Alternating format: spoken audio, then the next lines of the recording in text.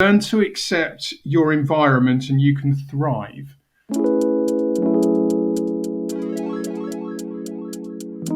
Good morning, welcome along to Serious Social Life. Thank you so much for joining us today. I am super excited to be talking about a new report we've got out. You may have seen we had a new report launched last week. It's the Technology CMO Outlook Report. It's a free to download report.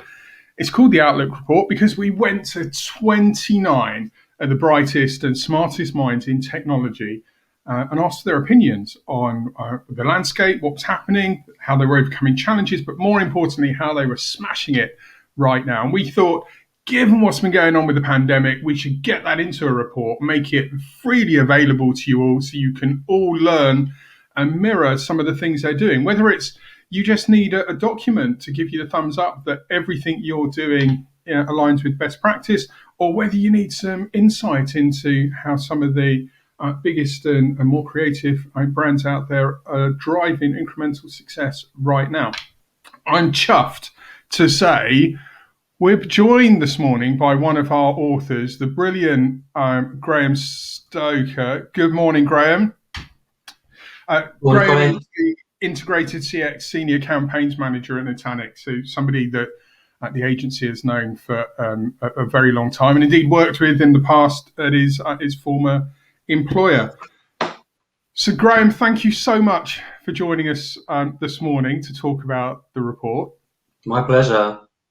You joined 28 other tech marketing heads helping us write the CMO Outlook Report. I should say, if anyone wants to download it, I'll put the ticker tape at the bottom. But the easiest thing to do, hop on over to the Immediate Future website, click on the resources tab, and it's the very top report to download.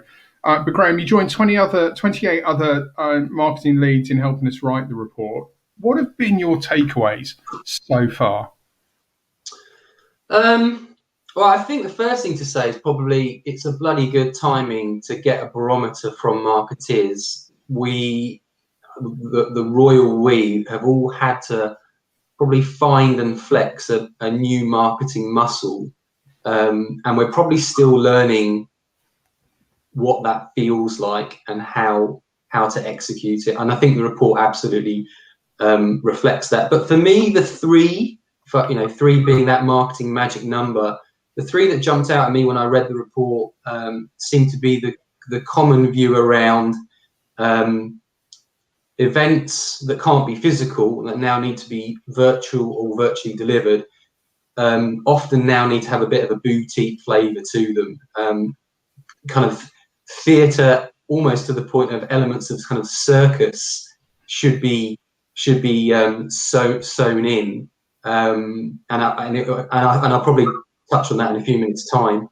I love the comment in there from one of the contributors around "for webinar's sake," which I read as everyone used webinars by default, but then it became a challenging media, especially from the way the customers initially kind of leant forward and then very quickly said, "Hey, I've got fatigue here.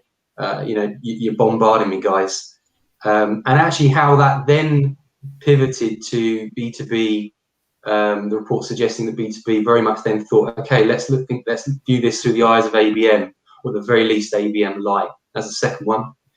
And then I think the third one was the tech or technology, not just in terms of things like MarTech. I mean IT, how IT actually help companies in all industries either cope or actually in some cases, I'd say, evolve and become better as a result of ICT, I should say.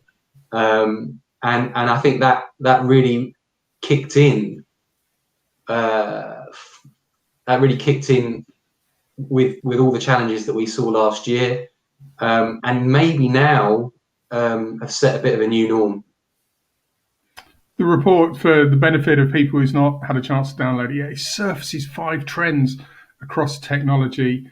And Graeme, we saw pretty much every participant in all their interviews seem to call out data insights and personalization as two important elements. From your perspective, why are they key right now? Why are they important for marketers?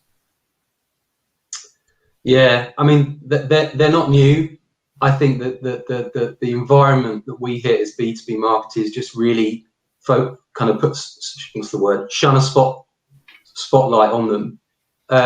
My attitude as a campaign marketeer, and this seems to be supported by some of the literature I've been reading recently. I've got one I'm still working my way through called The Experience Economy by Joseph Pine and James Gilmore. And then there's another one over there around Chief Customer Officer 2.0, brilliant name. I think people really crave moments of delight and surprise. We do as consumers. Guess what? Customers do as B2B, followers of your brand or portfolio buyers or potential for, renewal or adoption of your technology. They want the same smiley moment that we crave. And I think last year really helped demonstrate that you got to get your thinking cap on how to answer that exam question. Data and therefore personalization, were kind of key to tackling that, I think. And there were some fantastic examples in the report and out there in the ether that we all saw last year of clearly very, very bright marketeers, flexing that new muscle and doing things that hadn't been done before. And the report's interesting because it talks to the fact that some of them were a little rusty around the edges because we as marketers were having to move so fast. But it was quite an exciting time to try new things and experiment. It's a really interesting point there. COVID was almost a leveling of the playing field, wasn't it? And giving people confidence to go and try something, knowing that it might not necessarily be fully refined and fully polished as an outcome.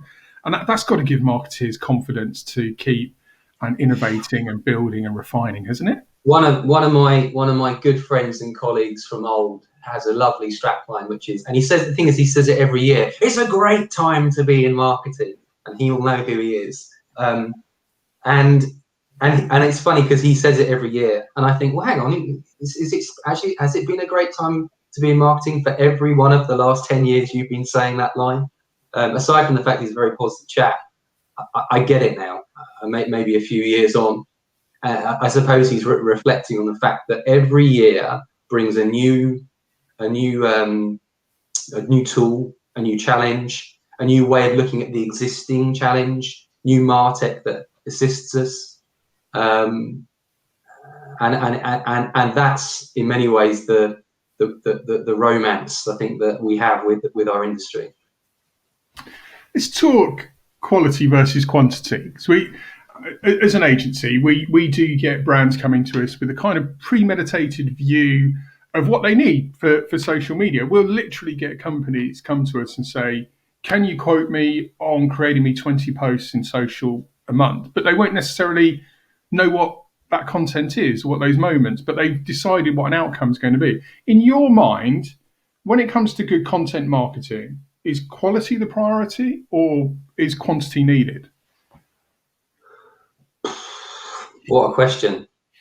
I'm on a particular trajectory at the moment, and it sounds very cheesy, but bear with me because I'll make it less theatrical. I think it's about the Q and MQL. You're not about to turn off the tap of the traditional funnel that we all got taught at sim and college and university, etc. The Q and MQL for me is more or better explained by the concept of what I call breadcrumb trail. was it Hansel and Gretel? I can't remember, but one of those talk to, not making sure that you know the path you've walked. Well, think of that from the customer's perspective. As marketeers, if we have an ever-increasing better view through good MarTech of the pathway customers and prospects have walked versus the one thing they just did, that's a good thing. No one would ever deny that. So if you take the concept of breadcrumb trail and the Q in MQL forward just one step further, I can see a place where we're moving to where, and I'll use a little Sherlock Holmes analogy. Holmes never turned up and said, "I've decided who did it, and it's because of this one piece of evidence." That doesn't happen in any of those brilliant stories. He like Poirot and Agatha Christie and all the others. Who's the other one I really like? Jonathan Creek. They're cleverly watching all the breadcrumbs, and they're turning up with a case file of evidence. And I think that's a really exciting future state for marketing and the sales relationship. We're always trying to become closer. We're always trying to understand each other better. And I have no doubt that through MarTech, data, segmentation, personalization, amazing experience that delight and surprise, there'll be more breadcrumb, there'll be better MarTech to present it, and there'll be case files of evidence of journey that will make for fantastic engagement between the marketing and sales communities. And that's quite an exciting thing about where we're headed. I love that. We at IF we talk a lot about the importance of nudge nurturing an audience in content sets, and I think we've said on Serious Social Live a number of times. I mean, LinkedIn themselves are now advocating that you need 5 to 9 touch points to actually drive meaningful conversion, which just adds credence to this sort of be more Sherlock philosophy and creating dossiers for your customers. I suspect we'll see that as a quote for you. I can see some comments coming through to that effect already. I love this. When we were talking during your interview, and for the benefit of people watching, pulling this report together. We were blessed with the contributors giving us really valuable time, but the co-producers ourselves at Immediate Future and Copy House, literally thousands of hours was spent pulling this together. Hundreds of hours was spent doing the interviews. And in your initial interview, you referenced the adventurer Ed Stafford, and a quote that he makes: "Learn to accept your environment and you can thrive." What did you mean by that, and how did you use it as inspiration within your marketing? Yeah, and apologies to Ed, not that I know him personally, but if I didn't get his quote completely right, I'm sure I got the sentiment. Ed Stafford, for anyone that doesn't know, he's a bit of a dude. He is one of these people that puts themselves in situations that people have never done before. So he walked. I still can't actually believe he did it. He walked from the source of the Amazon to its tributary delta on the other side of the Americas. I think it took him something like approaching 3 years. He allowed 9 months or something. He put himself on an island, stark at the word naked, no water, no knife, no clothes, no sun cream, no LinkedIn, right? And survived and then thrived for 3 months. And he used this phrase about, or he talked to this idea that you've got to look at the environment, however much it has changed, and you certainly can't fight it. And in many ways, the more you embrace it, the more you connect with it, and it becomes more part of you and the way you think. And he really mastered that. Anyone that knows me know I'm pretty big on Star Wars, so he's kind of Jedi'd it basically. And I think as a marketeer, going back to like the original last year and your amazing report, I personally felt like last year was like taking the hat off that I'd been wearing for a while and putting a slightly different hat on, wearing it slightly different as well.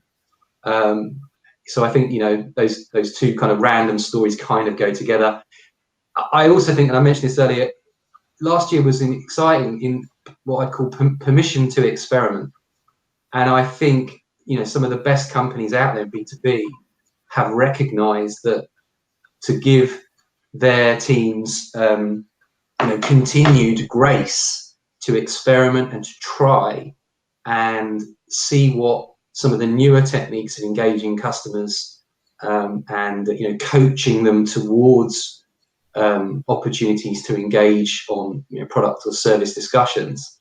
That's just such a healthy environment to be in. Unlike Ed on the island or walking the Amazon. He definitely had the tougher environment to thrive within, to be fair, didn't he? So the free to download report has more than 50 pages of insight, which some people would think it is a lot. But again, we wanted to create this big reference tool that people could constantly be coming back to. I know you've been particularly busy in the past week, but has there been a trend or a piece of insight that really piqued your interest? Yeah, there was a piece within the report that I was slightly biased towards, because it was one of my friends and ex-colleagues, and the great Andrea Clapworthy was talking about somewhat going back to basics. She's always talking about ABM. She's passionate about it. She was highlighting, with the challenge that we had last year, the fact that it did provide an opportunity to listen, and actually engage customers and uncover from them and with them, not just the aspects that they're interested in, but how they want to receive information, and even more so, the format that's going to work best for them. And I thought that was a very astute, quite a simple observation, but we sometimes get excited and absorbed in creating something that's very clever, in the hope that it will engage. And sometimes it's intuition versus insight. And one of my mantras is insight versus intuition. People have heard that before. So I thought that was a really good reminder of don't get too clever, don't get too absorbed in the next big X. Your customers are just an arm reach distance away. Listen to them, talk and listen to them, and work harder to uncover what that value exchange might be, because it might not be the same in 2021, 2022 that it was in 2020 and pre-COVID days. So check, as a fisherman, there's a phrase: check your lines. Don't assume they're all correct and with the correct bait and lures. Go back and check those lines. See if the value exchange you've thought about and are maybe cultivating is the right one, not based on your best guess. Take some insight from your customers. I really like that comment from Andrea. Yeah, very good advice. I think there's a whole host of people throughout the immediate future business that will wholeheartedly agree with your endorsement of Andrea. Andrea Clapworthy is at Fujitsu, and she's one of the contributors in the report that you can download. Graeme, you probably won't know this, but we've been doing live interviews. I looked at this. 2016 was the first time we did an interview together, and pretty much every year since then we've been doing live interviews. Throughout that, I've always ended the segment with the same question. People love a bit of foresight, so I've always asked you, looking ahead, what do we think is going to be the next big thing, making it pertinent to today's discussion, obviously context of the report. What are the areas that you think marketers will need to continue to innovate and develop around to maintain incremental success? Well, firstly, I can't believe it's that amount of time. And secondly, you're going to need to get some new questions and maybe some new jokes, Colin, if you're still hanging on to the same ones.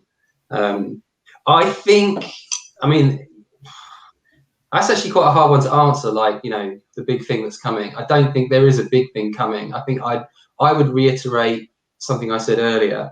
I I tend to want to believe and see happening that MarTech and better MarTech, data and its ability to segment and better understand from a personalization, and newer forms of customer experience that do delight and surprise, feel like they're all heading in the same direction, same trajectory, same line of sight.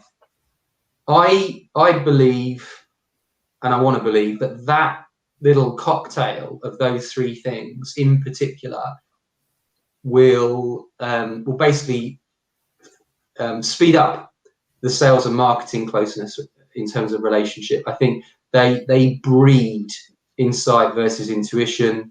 They breed customer-centric marketing, data-driven behaviors, listening versus guessing.